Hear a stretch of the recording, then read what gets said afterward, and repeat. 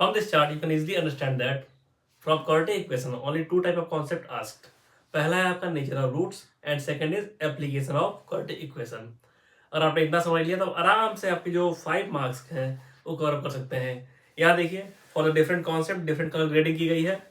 जो pink colour से है वो है आपका नेचर ऑफ रूट्स के 4 क्वेश्चन अपीयर हुए इन the last 5 years and mostly ये क्वेश्चन आपके आते हैं 1 मार्क्स के। और जो सेकंड है ब्लू कलर से जो मार्किंग की गई है वो है आपका एप्लीकेशन ऑफ क्वाड्रेटिक इक्वेशंस। ठीक है, एप्लीकेशन कई तरीके का आ सकता है। इन प्रीवियस 2 ईयर्स 2024 में देखिए एरिया से रिलेटेड आया था, 23 में भी एरिया से रिलेटेड आया था, और इन द 2020 ये आया था आपका स्पीड एंड टाइम से, एंड 2019 में भी स्पीड एंड टाइम से आया था। And you know that area वाला जो एप्लीकेशन था वो कंपेरेटिवली जो स्पीड एंड टाइम वाले से इजी होता है या फ्लो वाले से इजी होता है। That's why in this dose I will take 2 examples from nature of roots and 1 example from the speed and time और flow. Okay, and you can observe that 2024 में एक एमसीक्यू आया, एक केस स्टडी आया, 5 marks weightage. इन 2023 एक MCQ आया, एक case study आया, टोटल 5 मार्क्स का वेटेज। ओके, इसका मतलब है कि 2025 में भी आपका 5 मार्क्स के क्वेश्चन आने ही आने वाले हैं और हो सकता है कि केस स्टडी ही आ जाए अगेन। चलिए तो शुरू करते हैं फ्रॉम द फर्स्ट क्वेश्चन जो मैं ले रहा हूँ from the nature of roots का। उससे पहले समझ लेते हैं नेचर ऑफ रूट्स का कॉन्सेप्ट। देखिए अगर कोई क्वाड्रेटिक इक्वेशन है ax² + bx + c, ठीक है, इसका सोल्यूशन तो आप जानते हैं इस तरीके से हम निकाल सकते हैं, but generally we use factorization method because that is easier one. Okay, and discriminant of this quadratic equation is b² - 4ac। ये एक क्रिटिकल टर्म है to for the nature of roots. इसी पे डिपेंड करता है पूरा क्राइटेरिया कि roots आपके कैसे होंगे। अगर discriminant that is b² - 4ac की वैल्यू ग्रेटर देन 0 है, इसका मतलब 2 रूट्स अगर क्वाड्रेटिक इक्वेशन में है तो दोनों अलग अलग होंगे। ठीक है, 2 डिस्टिंक्ट रियल रूट्स। ओके, अगर आप discriminant that is b² - 4ac की वैल्यू इक्वल टू 0 हो गई, इसका मतलब हो गया ये 2 इक्वल रियल रूट्स। ओके, अगर इसकी वैल्यू लेस देन 0 है देन नो रियल रूट, कोई रियल रूट होगा ही नहीं। चलिए हम लोग इस पे 2 क्वेश्चन लेते हैं। पहला क्वेश्चन मैं ले रहा हूँ 2023 का ये एमसीक्यू है। This is question number 8। What is said in the question?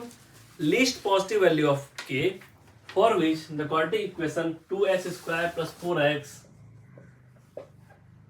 plus kx minus 4 = 0 has rational roots। यहाँ देखिए, यहाँ बच्चे कंफ्यूज हो गए होंगे, वो पढ़ाई करके गए रियल रूट्स के बारे में, क्वेश्चन आ गया रेशनल रूट से। ठीक है, देखिए और फॉर्मूला जानते हैं आप, what is formula? -b ± b² - 4ac, okay, upon 2a। Just put the values here. b की वैल्यू क्या है? k माइनस k हो जाएगा, प्लस b² हो जाएगा k² - 4ac। a is 2 and c is -4 into 2 into -4 upon 2 into 2। Okay, it will be -k plus minus under root में k² तो रहेगा ही, यहाँ मल्टीप्लाई जब करेंगे 4 into 2 हो जाएगा 8, 8 into -4 हो जाएगा -32, तो इधर हो जाएगा +32 4। तो यहाँ देखिए रेशनल रूट की बात की जा रही है। रेशनल रूट क्या होते हैं? रेशनल नंबर्स क्या होते हैं? Basically those numbers which can be written in the form of p/q where q should not be equal to 0 only. Okay, जो भी नंबर इस फॉर्म में लिखा जा सकता है वो रेशनल नंबर है। कौन से नंबर नहीं लिखे जा सकते हैं? यहाँ p and q इंटीजर्स हैं। कौन से नंबर नहीं लिखे जा सकते? लाइक 1 प्लस कोई कहते हैं √3/2, इसको नहीं लिख सकते भाई p/q के फॉर्म में, बिकॉज ये आपका 1 + √3 है, ये इंटीजर नहीं है। ठीक है, कोई √5 + 2 कर दे तो ये तो अलग चीज हो गई, बट यहाँ हमारा मुद्दा कहाँ फंस रहा है? तो k तो मान लो कोई इंटीजर ही होगा। ओके, कोई इंटीजर या फ्रैक्शन कुछ भी हो सकता है। हमारा मेन मैटर फंस रहा है जो अंडर रूट के अंदर है। अगर हमारे अंडर रूट से कोई इंटीजर निकल के आ जाए ना तो हमारी समस्या सॉल्व हो जाएगी। हमको बेसिकली इसको परफेक्ट स्क्वायर रूट लाना पड़ेगा। यहाँ देखिए 32 है, 32 में क्या एड ऑन करेगी? परफेक्ट स्क्वायर रूट निकल आएगा। 32 में अगर आप k की जगह 1 पुटअप करते हैं, k की जगह 1 पुटअप करेंगे तो क्या आएगा? 32 + 1 33 का अंडर रूट, कोई इंटीजर नहीं आने वाला है। 30 k की जगह 2 पुटअप करते हैं तो क्या हो जाएगा? इफ k की वैल्यू अगर हम पुट करते हैं +-2 तो यहाँ देखिए 2 पुटअप करेंगे, 2 स्क्वायर हो जाएगा 4, 4 प्लस 32 हो जाएगा 36, अंडर रूट निकालेंगे तो कितना आ जाएगा, अंडर रूट निकालेंगे तो 4 plus 32 it will B equal two plus minus 6। Okay, ये हमारा ऑलरेडी इंटीजर है, उसमें कोई इंटीजर ऐड या सब्ट्रैक्ट होगा तो ये भी इंटीजर रहेगा, नीचे इंटीजर है तो हमारा रेशनल रूट हो गया, तो के की वैल्यू आ जाएगी plus minus 2। The option is number C is correct. ठीक है, आई होप आप समझे होंगे इस चीज को जो मैं समझाना चाह रहा था। बाकायदा आपको एक कॉन्सेप्ट क्लियर होना चाहिए था रेशनल नंबर का। रेशनल नंबर वो नंबर होते हैं जिनको हम पी बाई क्यू के फॉर्म में लिख पाते हैं। पी क्या होता है इंटीजर, क्यू क्या होता है इंटीजर, ओनली एक कंडीशन होती है क्यू की वैल्यू 0 नहीं होनी चाहिए। ओके, चलिए अब करते हैं second question. Second question I am taking from the 2022 का जो थर्ड नंबर क्वेश्चन है। It means this is also 2 mark question. पहले एमसीक्यूज नहीं आते थे 2022 में, तो इसको लेते हैं third number question. What is said in the question, पहले क्वेश्चन नोट कर लेते हैं हम लोग। Find the value of m for which quadratic equation m minus 1 x square plus 2 m minus 1 x plus 1 has 2 real and equal roots. तो ये आ गया आपका नेचर और रूट्स का मैटर। ठीक है, तो 2 रियल एंड इक्वल रूट्स की कंडीशन क्या होती है आपका, डिस्क्रिमिनेंट जो है इक्वल टू 0। तो डिस्क्रिमिनेंट क्या होता है आपका, that is b square minus 4ac, इसकी वैल्यू होनी चाहिए 0। बी क्या है 2 इंटू एम माइनस 1, तो स्क्वायर करेंगे तो हो जाएगा 4 इंटू एम माइनस 1 का square minus 4 into a is m minus 1, c is 1, it is equal to 0। आप यहाँ से m माइनस 1 को कॉमन ले सकते हैं, चाहे तो 4 भी कॉमन ले लीजिए। यहाँ क्या बचेगा m माइनस 1 ओनली, और यहाँ आएगा minus 1, it is equal to 0।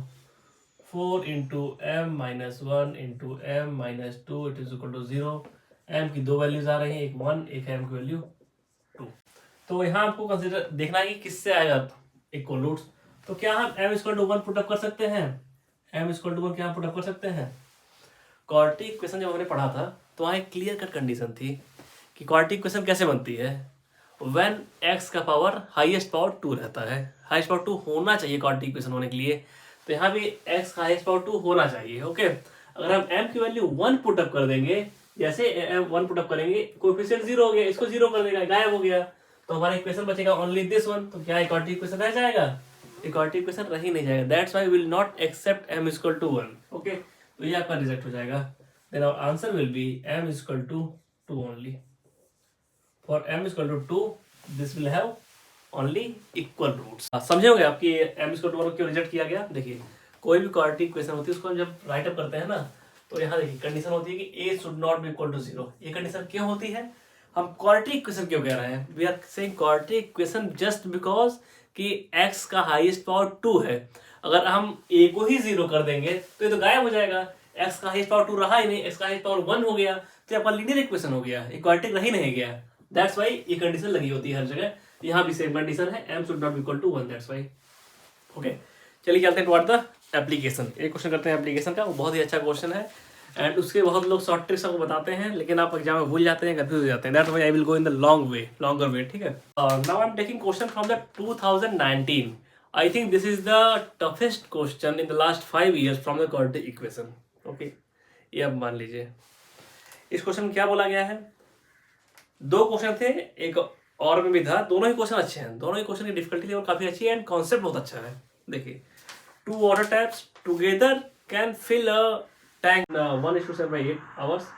The tap with longer diameter takes 2 hours less time than 1 comma मान लेते हैं जो कि लॉन्गर टाइम दे रहा है। The tap with a longer diameter takes 2 hours less time than the smaller one. तो T1 minus T2 is equal to 2. T1 हो गया स्मॉलर डाया के लिए टाइम, स्मॉलर डाया के लिए, एंड T2 हो गया आपका लार्ज डाया के लिए time. Okay, to fill a tank. देखिए find the time in which each cap can fill the tank separately. ये आपका T1 फिलअप करता है, ये आपका T2 फिलअप करता है, and one more detail is given here. क्या है वो डिटेल, ये दोनों टैप्स को हम ओपन करते हैं तो ये आपका 1:7/8 में फिलअप कर देता है। इट मीन्स और दोनों टैप को ओपन कर रहे हैं तो पहला टैप का वॉल्यूम V1 हो गया, दूसरे का V2 हो गया, टोटल जो टैंक है उसका वॉल्यूम V हो गया। ठीक है, अगर हम एज्यूम कर ले, if we assume that the flow of first tap जिसका डाय स्मॉलर है उसका फ्लो x है, तो इसने कितना वाटर इसमें पॉर किया, x इंटू टी, टी कितना है, दैट इज 15/8। 15/8 कहाँ से आ रहा है यार, 1/8, 15/8 ही आएगा ना।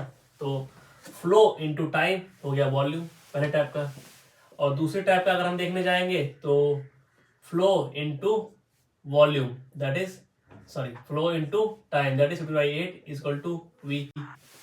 ओके, देखिए अब हमको निकालना है x एंड y को इस तरीके से सब्स्टिट्यूट करना है कि ये गायब हो जाए और t के फॉर्म में कुछ आ जाए, because we have only 2 equations, तो वेरिएबल हमारे होने चाहिए 2। हमको गैप क्या क्या करना है, हमको x गायब करना है, y गायब करना है, v गायब करना है। तो ये कैसे होगा, हमने जस्ट ऊपर ही पढ़ा अभी कि जो पहला वाला टैप है वो t टाइम लेता है। ओके, t टाइम लेता है पूरा फुल करने में। तो अगर इसका फ्लो x है, टाइम t1 ले रहा है फुल करने में, और वॉल्यूम v निकल के आ रहा है, ठीक है, तो हम x को सब्स्टिट्यूट कर सकते हैं भाई v/t1। ओके, लाइकवाइज जो सेकेंड टैप है उसका फ्लो y है और टाइम ले रहा है t2 टाइम ले रहा है, टोटल फ्लो v है, तो हम y को सब्स्टिट्यूट कर सकते हैं भाई v/t2। Just put these values here, x की यहाँ पुट करिए आप v/t1 इंटू 15/8 प्लस y की यहाँ पुट करिए आप v/t2 into 15/8 equal to v। यहाँ से कॉमन क्या आ जाएगा, v कॉमन आ जाएगा इंटू 15/8 भी कॉमन आ जाएगा, यहाँ हो जाएगा 1/t1 plus 1/t2 that is equal to v। v से v कैंसिल होगा और 8/15 चला जाएगा इस तरफ, तो यहाँ हमारा आ गया 1/t1 plus 1/t2 equal to 8/15। This is equation number 1। ये देखिए आपका कैलकुलेशन है रफ में। This is equation number 2। Now अगर हम इन दोनों इक्वेशन को सॉल्व कर लें, t1 एंड t2 जो फर्स्ट एंड सेकंड इक्वेशन है, इसमें t1 एंड t2 का इन्वॉल्वमेंट है, तो हमारा फ्लो निकल आएगा कि भाई फर्स्ट टैप कितना टाइम ले रहा है, सेकंड टैप कितना टाइम ले रहा है। तो इसको सॉल्व करना ही हल्का सा डिफिकल्ट टास्क है। डिफिकल्ट तो नहीं है, बट अगर नई चीजें रहती हैं तो डिफिकल्ट लगता है। सिंपली हम लोग क्या करते हैं कि यहाँ से सब्स्टिट्यूट करते हैं, t1 इक्वल टू क्या होगा, t1 will be equal to t2 का लेके आ जाइए from equation 1 t1 will be equal to 2 plus t2। just put this value in the second equation। t1 क्या पुट कर लीजिए 2 plus t2, इधर आपका हो जाएगा 1 और t1 is sorry t2 it is equal to 18/15। just solve it, क्या आ जाएगा 2t2 plus 2 upon t2 into 2 plus t2 it is equal to 8/15। just cross multiply it, यहाँ 2 है, यहाँ 1 हो जाएगा, यहाँ कैंसिल आउट हो जाएगा, यहाँ आ जाएगा 4, मल्टीप्लाई करिए क्या आएगा 15 t2 plus 15 is equal to 4, multiply हो जाएगा 8 t2 plus 4 t2 का स्क्वायर। ठीक है, अब इसको कैसा हम लोग सिंप्लीफाई करेंगे, t2 को उधर लेके जाते हैं, 15 उधर लेके जाएंगे, तो हमारा इक्वेशन बन जाएगा 4t2 square minus 7t2 minus 15 is equal to 0। Now we have to solve this quadratic equation by the factorization method। देखिए 15 into 4 60, 60 को किस तरीके से डिवाइड करें, दो नंबर्स के बीच में उनका सब्ट्रैक्शन 7 आ जाए, तो 12 into 5 is 60, तो 12 minus 5 कर देंगे, तो 4t2 स्क्वायर माइनस 7 माइनस यहाँ 12t2 plus 5t2 minus 15 it is equal to 0। यहाँ से कॉमन लेंगे 5t2, तो इधर आ जाएगा t2 माइनस 3, यहाँ से कॉमन आएगा प्लस 5, तो यहाँ आएगा t2 minus 3 it is equal to 0। यहाँ से t2 माइनस 3 कॉमन आएगा, तो यहाँ बचेगा 4t2 plus 5 is equal to 0। t2 की दो वैल्यूज आ रही हैं, एक है 3 आवर्स, एक है आपका माइनस 5/4, तो ये तो कैंसिल आउट हो गया बिकॉज टाइम नेगेटिव नहीं होता है, तो आपका t2 आ गया 3 आवर्स।